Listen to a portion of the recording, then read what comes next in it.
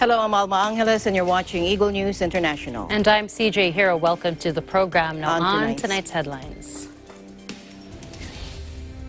Or in this election. Joe Biden's Democratic Party takes a giant step toward seizing control of the U.S. Senate as they win the first of two Georgia runoffs, hours before Congress is set to certify the president-elect's victory over Donald Trump. An expert mission to China to probe the origins of the COVID-19 pandemic is in disarray as Beijing denies entry to the WHO team at the last minute despite months of painstaking negotiations. China's crackdown in Hong Kong escalates dramatically, with police arresting more than 50 opposition figures in their largest operation since a draconian security law was imposed on the financial hub. And no police will be charged in the shooting of African-American Jacob Blake, who was left paralyzed in an incident which sparked unrest in the U.S. city of Kenosha in August.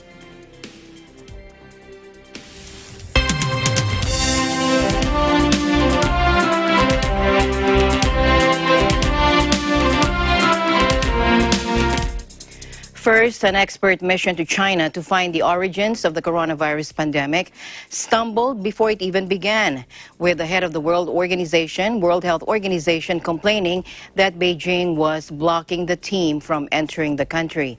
WHO Chief Tedros Adhanom Ghebreyesus said he was very disappointed with the last-minute bar on entry, in a rare castigation of Beijing from the UN body. Take a look. Today, we learned that Chinese officials have not yet finalized the necessary permissions for the team's arrival in China.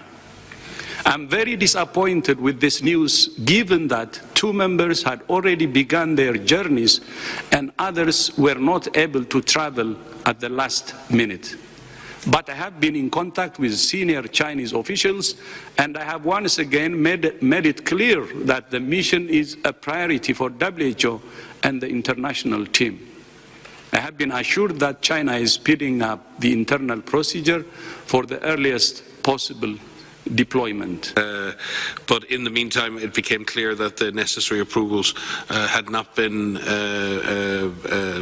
gotten, particularly specifically in regards to visa clearances, and we did not want to put people in the air unnecessarily if there wasn't a guarantee of their arrival in China being successful. In that regard, Dr. Tedros has taken immediate action and has spoken with senior Chinese officials and has fully impressed upon them the absolute critical nature of this. We trust and we hope that this is just a logistic and bureaucratic issue that can be resolved very quickly. And this is frustrating, and as the Director General has said, this is disappointing. That disappointment has been expressed very clearly by Dr. Tedros directly to our counterparts in China, and we trust that in good faith we can solve these issues in the coming hours and recommence the deployment of the team as urgently as possible.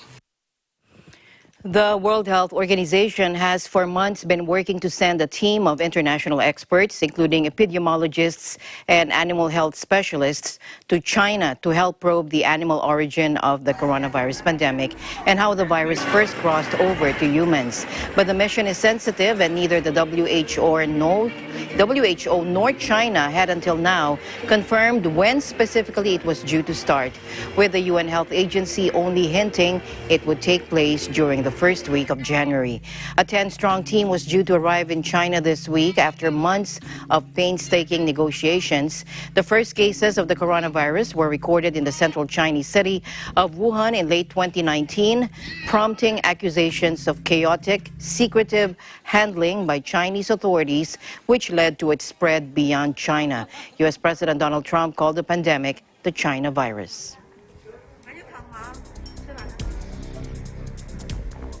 Delays to a long-planned mission by WHO experts to China to investigate the origins of the COVID-19 pandemic are not just a visa issue, according to Beijing on Wednesday. A year after the outbreak started, international health experts were expected to arrive in China this week for a highly politicized visit to explore the beginnings of the virus, which first emerged late last year in the city of Wuhan. The sensitive mission has been beset by delays and politics, with fears of a whitewash by Beijing. Foreign Ministry spokeswoman Hua Chunying told reporters that talks were continuing between the two sides over the specific date and specific arrangement of the expert group's visit. She said the country is doing its best to create good conditions for the international expert group to come to China. On Tuesday, the head of the World Health Organization told reporters Beijing had not yet finalized permission for the team's arrival, saying he was very disappointed with this news, in a rare rebuke of Beijing from the UN body. Earlier this week, Chinese authorities refused to confirm the exact dates and details of the visit, a sign of the enduring sensitivity of the mission. The WHO had previously said China has granted permission for a visit by a 10-person team. In other news, an American citizen working for a law firm was among those arrested in Hong Kong under a new national security law imposed by Beijing. John Clancy, a solicitor with the law firm Ho Chi Wai and Partners, was arrested on suspicion of subversion. Police confirmed 53 people, including a U.S. citizen, were arrested for the subversion in an early morning operation that involved about 1,000 officers.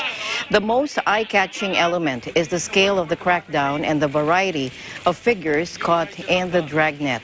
Prior to Wednesday, around 30 people had been already arrested under the new security law since its imposition in late June last year. That figure was eclipsed in a single day, with 53 simultaneous arrests carried out by more than 1,000 officers today. The list of those rounded up is a who's who of the Democratic opposition, from elderly veterans and youth activists to lawyers, academics, and even social workers. In a first, it also includes an American national. Bail is not usually granted for those charged with security crimes, and offenses can carry up to life in prison. In a related news, the arrest of 50 Hong Kong opposition figures on Wednesday shows that the Chinese government is firmly in control of the city, says Dylan Law, an assistant professor at Nanyang Technological University and an expert on Chinese foreign policy and politics. Dozens of Hong Kong opposition figures were arrested Wednesday under a new national security law in the largest operation yet against Beijing's critics, deepening a police crackdown sweeping the financial hub. Watch this. One, I think very clearly and unequivocally shows and demonstrates the Chinese government's control over Hong Kong. There should be no illusions anymore that the central government is firmly in control. Now, if you look at and these usage and in a very public, very visible way of the national security law under subversion and so forth, seeks to normalize the usage of these laws such that people are used to it. It doesn't become exceptional when this is invoked as it should be. It should be used only in really exceptional circumstances. The letter of the law is worded so broadly that many activities can fall under it. And it has now proven very useful for the Hong Kong government and the mainland government to show that they can exert control. And I think that there is that need to perform, to show that they are doing and exerting control, and now things are firmly in our hands. That the presence of an American that is arrested, albeit a Hong Kong resident, apparently, complicates an already very complicated relationship. And the Hong Kong issue will, I think, present one of the most pressing, and indeed the overall US-China relation will present one of the most pressing foreign policy issue that the incoming administration will have to address. And I do not see any slowdown in the pace of activities that the central government, the Chinese central government, will conduct in Hong Kong.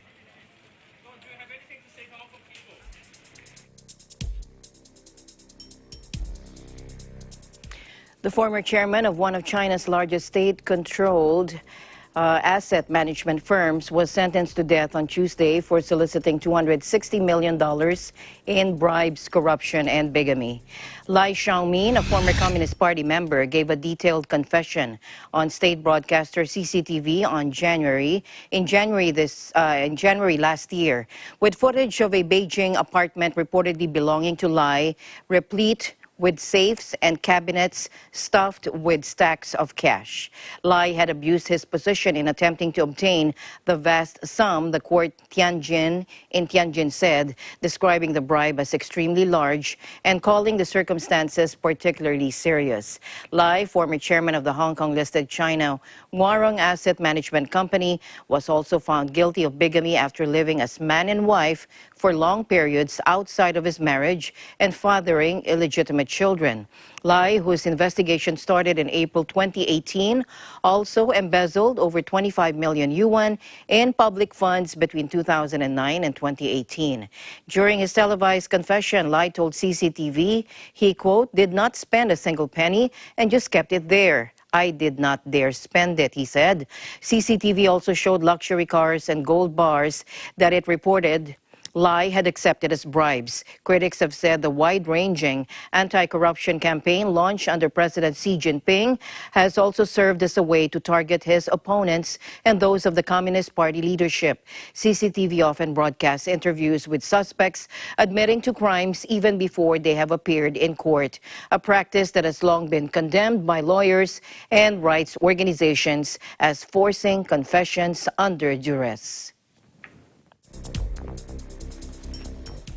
In other news, Vietnam faced criticism Wednesday from the United States and rights groups after jailing 3 pro-democracy bloggers weeks ahead of the Communist government's party congress. At a quick trial Tuesday in Ho Chi Minh City, 3 critics of the state who belong to the outlawed Independent Journalists Association of Vietnam, or IJAV, were sentenced to jail for making and disseminating information against Vietnam. High-profile writer Pham Chi Dung, 54, founding member and president of IJAV, was jailed for 15 years, while military veteran Nguyen Tuong Thuy, 69, was sentenced to 11 years. A younger member of the group, Le Hu Min Tuan, was also handed an 11-year term. The United States, which despite war memories has a warming relationship with Vietnam, led by shared concerns on China, said it was disappointed by the sentences. The run-up to a leadership transition later this month is a particularly tense period for the state as candidates jostle for power behind closed doors. In recent months, the authoritarian regime has stepped up its crackdown on dissent and has arrested numerous critics. In other news, Malaysian villagers were evacuated in an excavator while others swam through deep waters as the number forced from their homes by floods rose to more than 28,000, with at least 4 dead. Flooding hits the country's east coast during the rainy season annually and regularly results in mass evacuations, but people in some areas say this year's are the worst in decades. The worst hit state is Pahang, where over 21,000 have been evacuated in recent days, with almost 4,000 forced from their homes in Johor and thousands more in other states, according to the Social Welfare Department. 4 deaths have so far been reported in Pahang and Johor.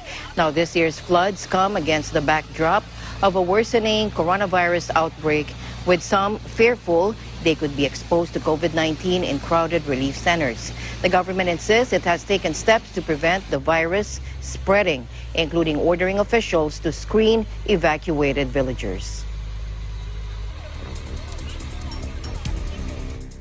Now, here in the Philippines, the Makati City prosecutors on Wednesday ordered the preliminary investigation on the case of 23-year-old flight attendant Christine Angelica de Serra and the release of 3 arrested suspects in the case.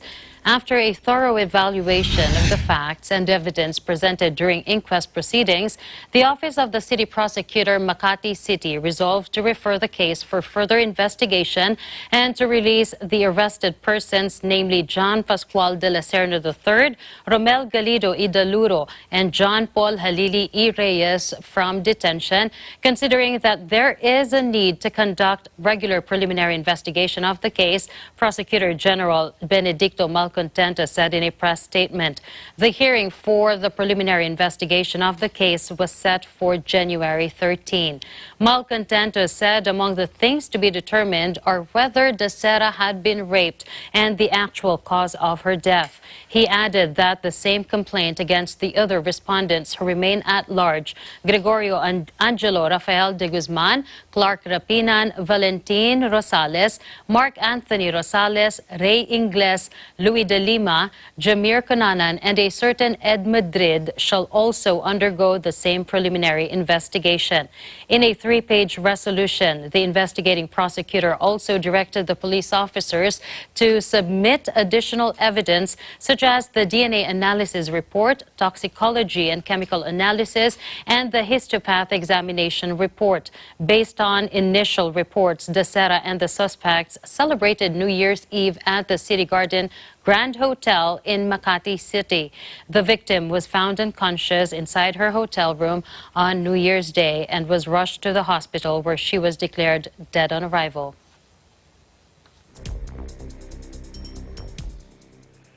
To the U.S. now, where Joe Biden's Democratic Party took a giant step towards seizing control of the U.S. Senate as they won the first of 2 Georgia runoffs, hours before Congress was set to certify the president-elect's victory over Donald Trump.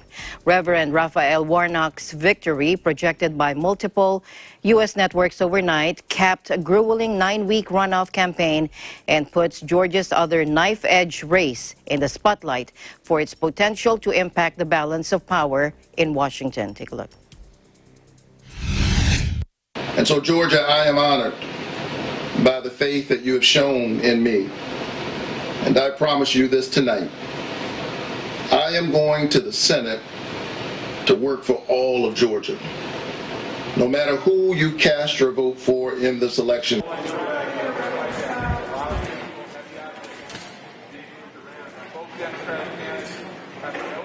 Should Republicans lose the second race, it would be a political debacle just hours before Trump is expected to suffer another bitter blow when Congress affirms Biden's Electoral College victory.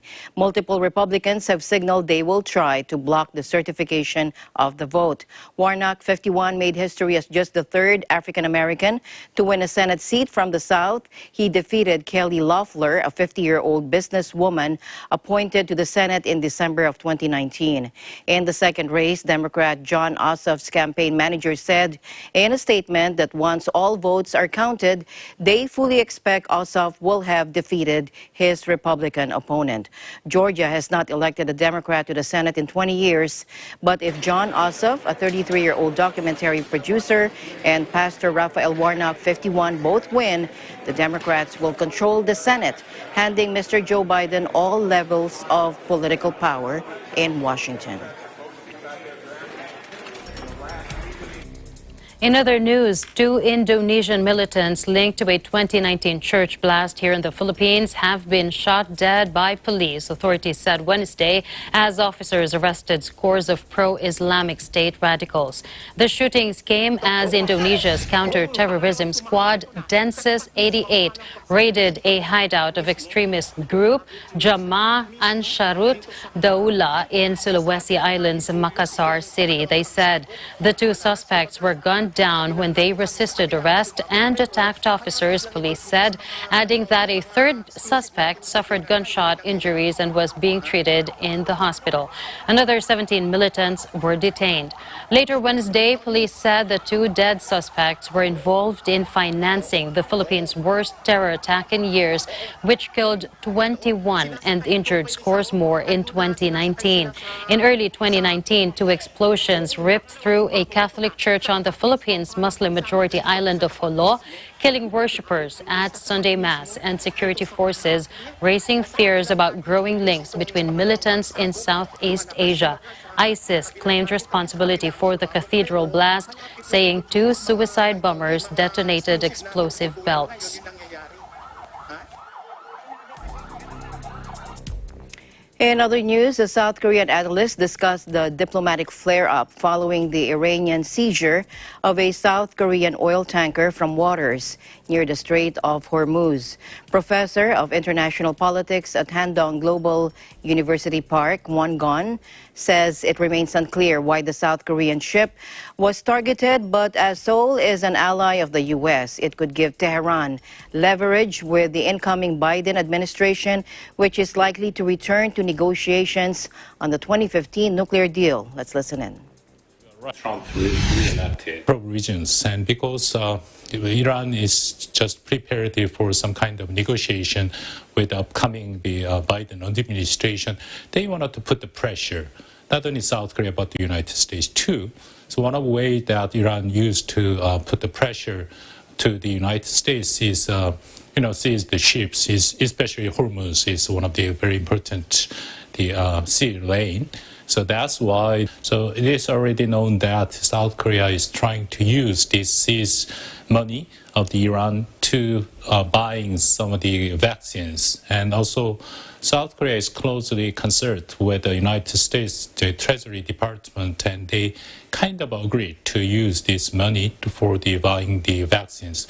So releasing this money for the Iran, and that can bring some kind of secondary boycott, which means that the Korean banks is excluded from this dollar transaction. Is a huge burden to Korean economy and especially the Korean banks.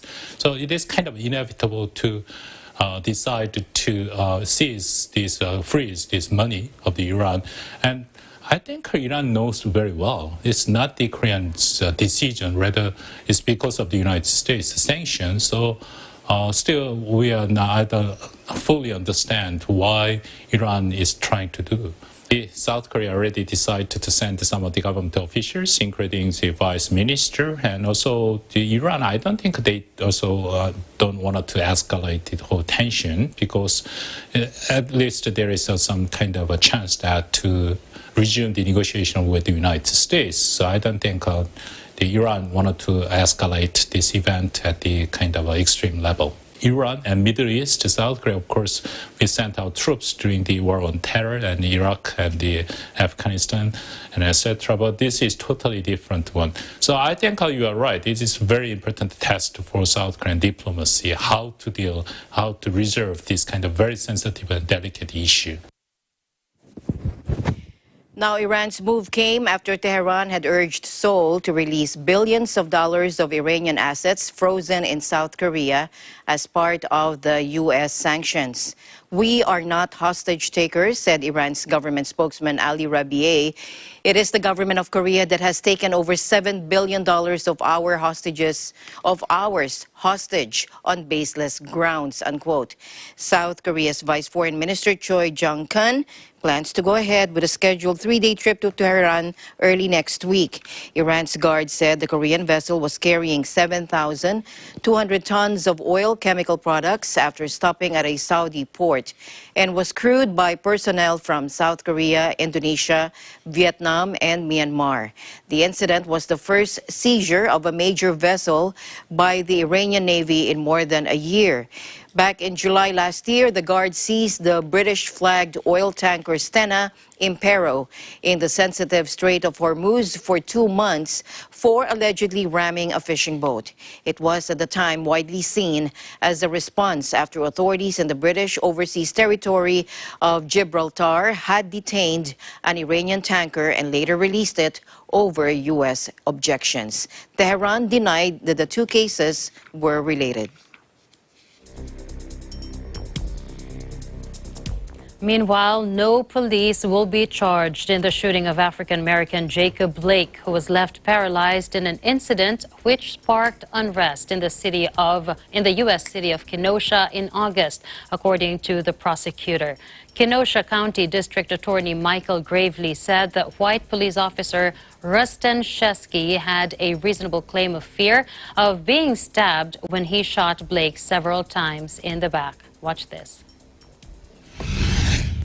And it is my decision now that I announce today before you that no Kenosha law enforcement officer in this case will be charged with any criminal offense based on the facts and the laws as I will describe them to you now.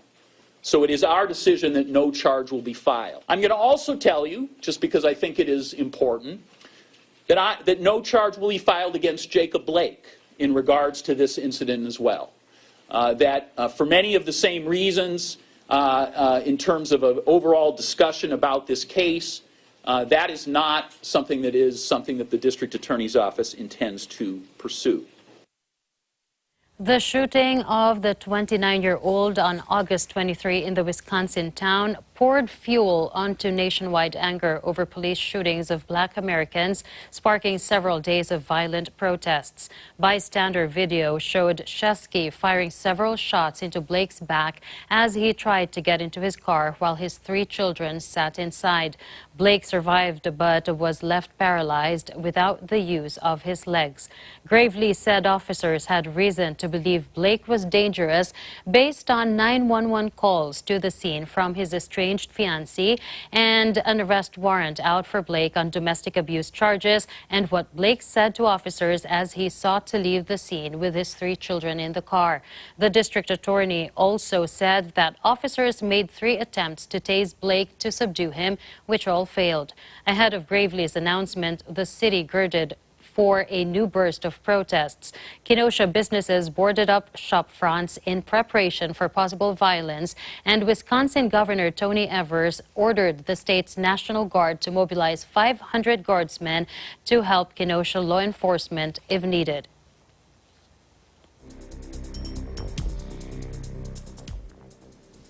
In other news, 3 children were killed and 2 others injured when a grenade they found in a field exploded in northwest Pakistan, according to officials. The 4 brothers and a neighbor were playing when they found the rusty grenade near a village on the outskirts of the northwestern city of Peshawar. The children first played with it and later hit it with a stone, causing it to explode, according to Mansoor Aman, a local senior police official. Accidents involving discarded ordnance are not uncommon in Pakistan's northwest. Old mortar, artillery shells, and other discarded munitions are often smuggled into the country from Afghanistan, some even dating back to the Soviet war in the 1980s. The area was also once a hub of anti-Taliban activities, with locals forming militias to fight against the insurgents. In other news, WikiLeaks founder Julian Assange will have to remain in custody in Britain, pending a U.S. appeal of the decision to block his extradition to face charges for leaking secret documents, a judge in London ruled Wednesday. Judge Vanessa Baratzer told the Westminster Magistrates Court where there were substantial grounds for believing that if Mr. Assange is released today, he will fail to surrender for the appeal hearings. The U.S. had earlier urged Baratzer not to release the 49-year-old while it prepares to challenge decision on mental health grounds to block his extradition to face charges for publishing secret documents. Assange is wanted to face 18 charges relating to the 2010 release of WikiLeaks of 500,000 secret files detailing aspects of military campaigns in Afghanistan and Iraq. Washington claims he helped intelligence analyst Chelsea Manning steal the 2010 documents before exposing confidential sources around the world. He faces a possible 175-year sentence if convicted. But Assange and his lawyers have long argued the case against him is politically motivated. He has been held at the high-security Belmarsh prison in southeast London. Good evening, London. Thank you. And the news continues here on Eagle News. We'll be right back.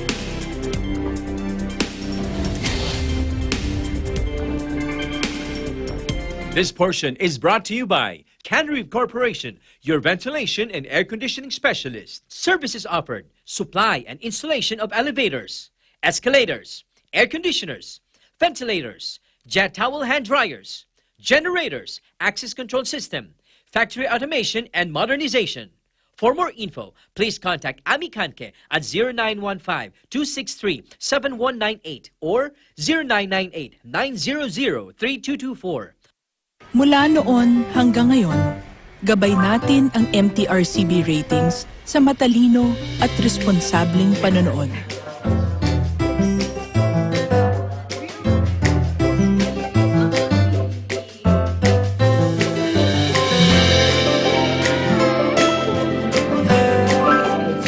Sa tamang pagsunod sa MTRCB ratings, ginagawa nating ligtas at makabuluhan ang panonood ng bawat miyembro ng pamilyang Pilipino.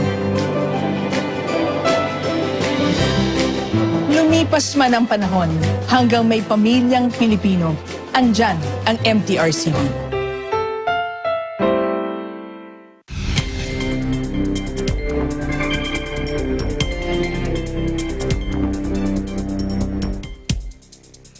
Welcome back. A staggering 1 in 50 people has been diagnosed with the coronavirus in England. That is according to the Britain's Minister for Vaccination on Wednesday. And he promised the drive would also speed up dramatically to inoculate nearly 14 million people in the coming weeks, as lawmakers were set to back an England-wide lockdown. Take a look. Where across the country as a whole, roughly 1 in 50 people have got the virus, higher in some parts of the country, lower in others. But 1 in 50 is really quite a very large number indeed.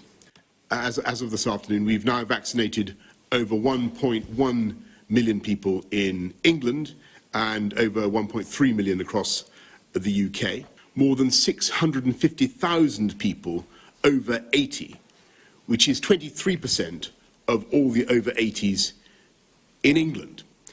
And that means that nearly 1 in 4 of one of the most vulnerable groups will have in 2 to 3 weeks, all of them, a significant degree of immunity. The Prime Minister, Boris Johnson, unveiled the statistics as he vowed to speed up the government's vaccination program in order to eventually lift the latest lockdown. He said 23% of all over 80s in England have now been given a dose of the vaccine, meaning some of those at a greater risk are starting to get the protection they need. The lockdown followed warnings from government medical advisors that the National Health Service could be overwhelmed within the next 3 weeks unless urgent action was taken. Israel said 2 million people will have received a 2-dose COVID-19 vaccination by the end of January, a pace Prime Minister Benjamin Netanyahu boasts is the world's fastest. Starting on December 19, when Netanyahu got his first jab, Israel launched an aggressive push to administer the vaccine made by U.S.-German pharma alliance Pfizer-BioNTech. Health Ministry Director General Hezi Levy said that because of the enthusiastic take-up, Israel would be easing the speed of vaccination to eke out stocks. The vaccine must be given in 2 separate jabs, administered 3 weeks apart. The Israeli General Bureau of Statistics said in a year-end statement that Israel's population stood at 9.29 million. The figure includes annexed East Jerusalem, where Israeli sovereignty is not recognized by most of the international community.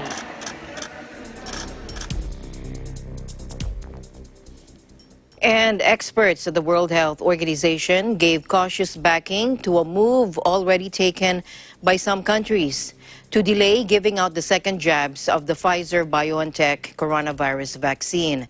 Faced with limited supplies of the vaccines, Denmark and Britain have both said they would wait for longer than the recommended 21 to 28 days between jabs so they could focus on giving more people their first dose.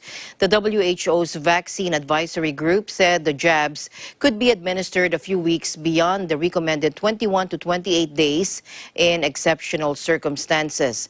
However, there's no data confirming the safety and efficacy of doing so. The WHO granted emergency validation to the Pfizer-BioNTech vaccine last Thursday, paving the way for countries worldwide to give swift approval to its import and distribution.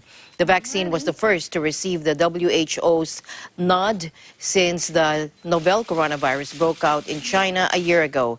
The jab is administered in 2 doses, but the WHO Strategic Advisory Group of Experts on Immunization, or SAGE, said that the second one could be delayed in order to allow more people to benefit from the first. Let's listen in.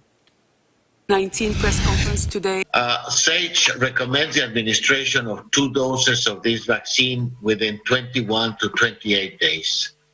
While we acknowledge the absence of data on safety and efficacy after 1 dose beyond the 3-4 weeks studied in the clinical trials, SAGE made a provision for countries in exceptional circumstances of vaccine supply constraints and epidemiologic settings to delay the administration of the second dose for a few weeks in order to maximize the number of individuals benefiting from a first dose.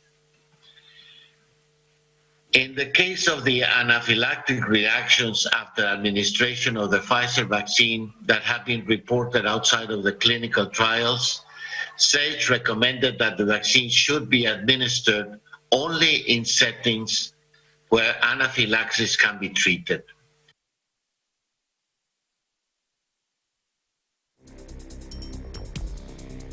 Meanwhile, in Japan, the occupancy rate for hospital beds for COVID-19 patients topped 50% in 8 of the country's 47 prefectures as of Wednesday last week, according to the Health Ministry.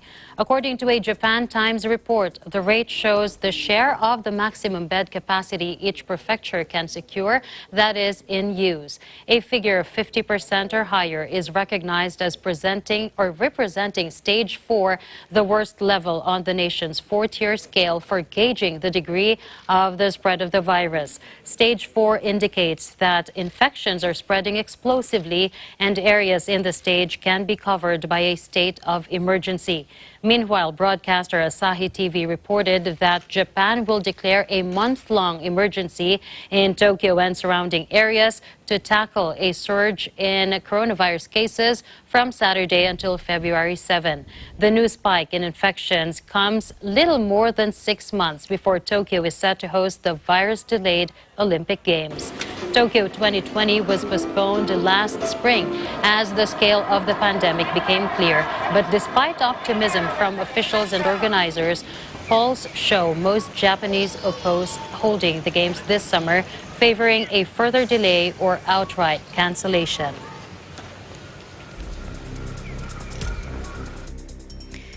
And drug manufacturer AstraZeneca has applied for emergency use authorization for its vaccine here in the Philippines, according to local media. The British-Swedish drug maker is the second company to seek approval for use of its COVID-19 vaccine in the Philippines, following the American firm Pfizer's application last month. The country is yet to secure a deal with any manufacturer for supply of vaccines. The Philippines recorded over 480,700 cases and 9,347 deaths to date.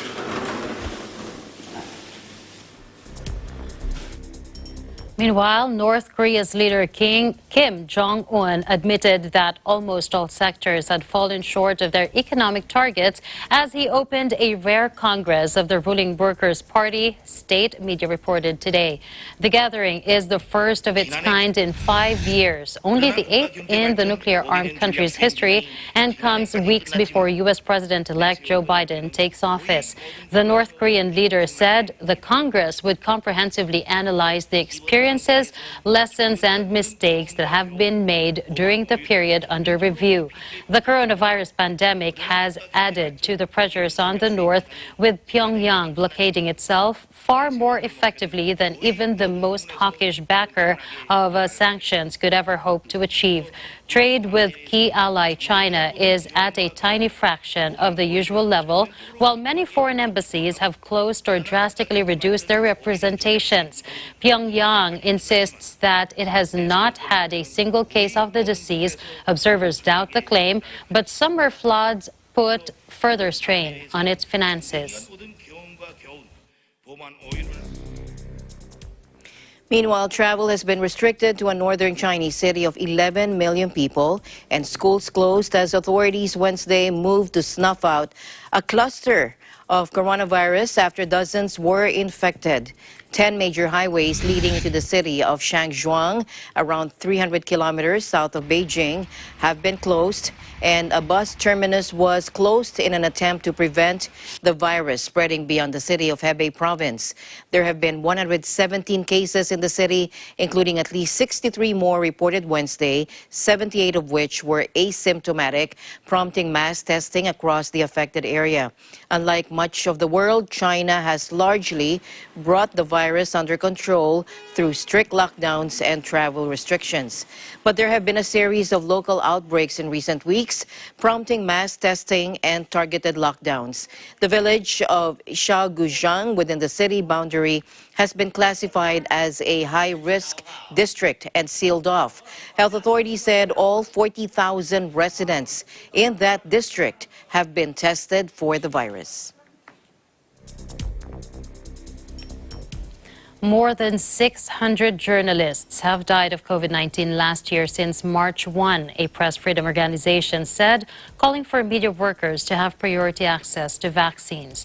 The Press Emblem Campaign, or PEC, which tracks the death of journalists around the world, said that of the 602 media workers known to have died from the new coronavirus, more than half were from Latin America, with 303 fatalities.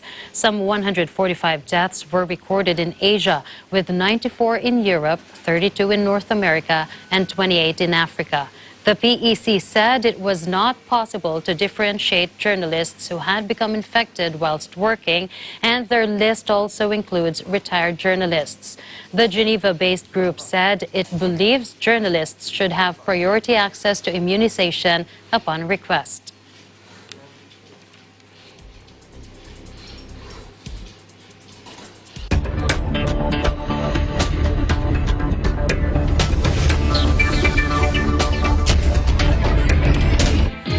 Oil prices shot higher following a Saudi Arabia surprise announcement that it would trim production, while global equities had a mixed session as governments contend with coronavirus outbreaks and difficulties with vaccinations. The price of the main U.S. oil contract, WTI, jumped more than 5% higher at one point to hit $50 a barrel for the first time since February. Members of the oil cartel OPEC and their partners agreed to raise output slightly in February and March, but only in Russia and Kazakhstan, while Saudi Arabian Energy Minister Prince Abdulaziz bin Salman announced that the country would cut its own production by 1 million barrels per day in both months. The news lifted petroleum-linked stocks on Wall Street, including Halliburton, Occidental Petroleum, and Apache, all of which gained at least 8%.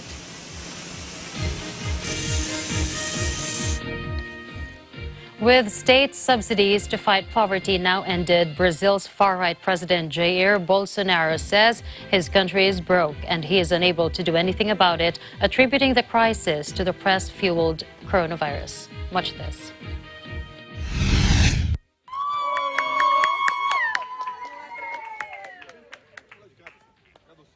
Chefe, o Brasil está quebrado, chefe. Eu não consigo fazer nada. O senhor passou por lá. Eu queria mexer na tabela de imposto de renda. Né? Teve sim. Não quer. Esse vírus potencializado pela mídia que nós temos, essa mídia sem caráter que nós temos. Sempre organizando.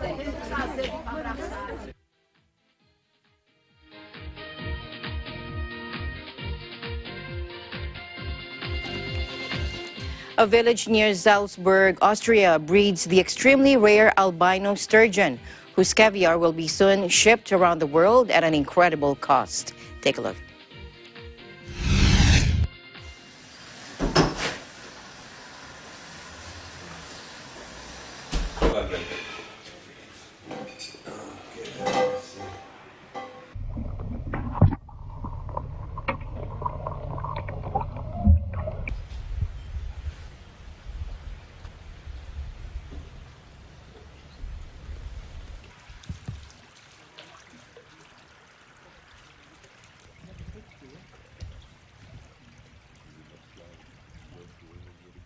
Die Kaviarproduktion von dem Weißen, sprich vom Albino-Kaviar, ist vielleicht 1%, wann nicht weniger von der Gesamtproduktion vom Kaviar. Es ist einfach ein sehr seltenes Produkt und es ist auch nicht in jeder Menge zu bekommen.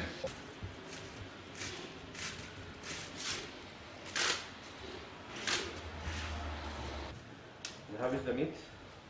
Das heißt, Sie haben Ultraschall gemacht, bevor Ja. Sie das... No problem. Fantastic. Thank you, sir. Ja.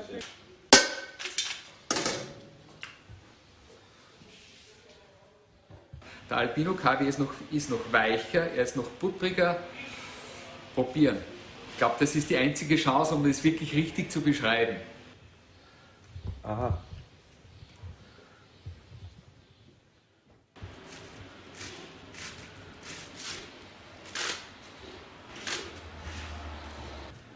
Dann habe ich damit. Das heißt, Sie haben Ultraschall gemacht, bevor Sie das... Fleisch damit. Ja, ja. Ja. It's perfect. We need.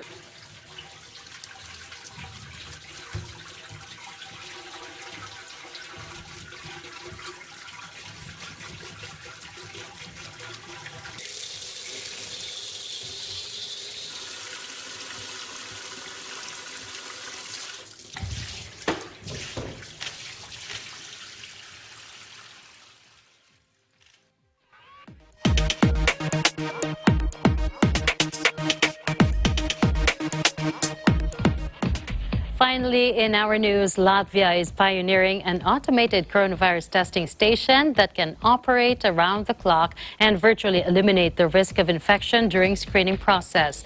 The machine, a blue box roughly 2 meters high and 1 meter wide, has tested roughly 500 students and staff since it opened last week at the Paul Stradins Clinical University Hospital in Riga. Watch this.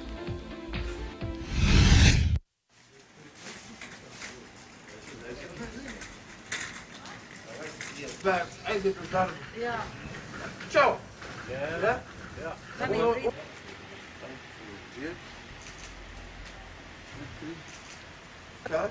Lai tas bezkontakts tiešām būtu bezkontakts, jo redziet, viņš ne tikai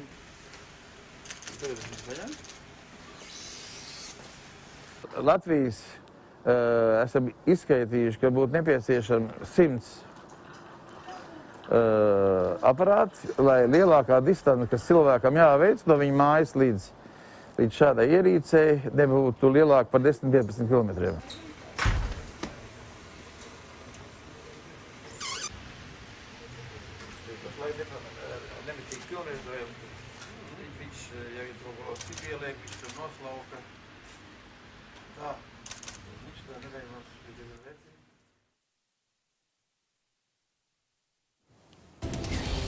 There you go, safer.